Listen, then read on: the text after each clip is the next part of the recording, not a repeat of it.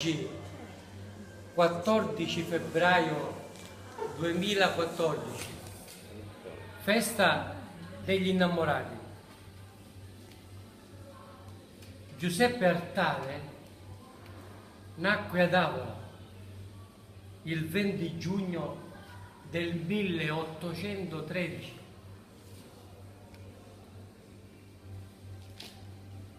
Povero contadino finché visse, lavoratore assiduo sin da ragazzo, amò la famiglia, per la quale ebbe un culto e della quale lo riebbe, rispettò le amicizie, serbò integra la fede cristiana. Negli anni giovanili spronò la musa a dettare canti di passione per la sua bella e difatti cantò nell'estasi del suo primo amore. Visti una rasta con due belle rose, visti un giardino con due belle vite, visti un roglio con due belle rode, visti lo mare coperto di ride.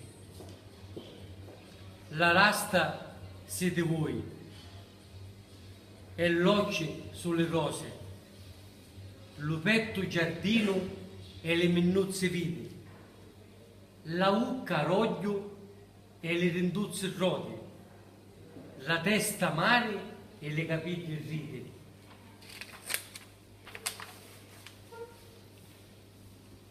Ma il suo primo amore non gli sorrise, onde il poeta, addoloratissimo, affidò ai canti la sua profonda ambascia.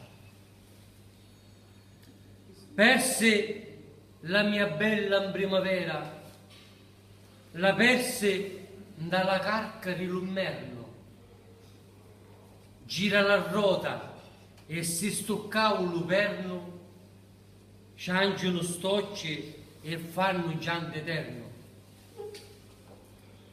Orfane mura e solitario luogo, resi la vita mia nolente e dura. Persi l'amante mia, persi lo iogo, ciangiano stocci miei ogni ora, ma seppi sorte con le mura sfogo, sempre pensando a tia bella figura, se stavamba mi rura un altro poco, sarà la sorte mia la sepoltura.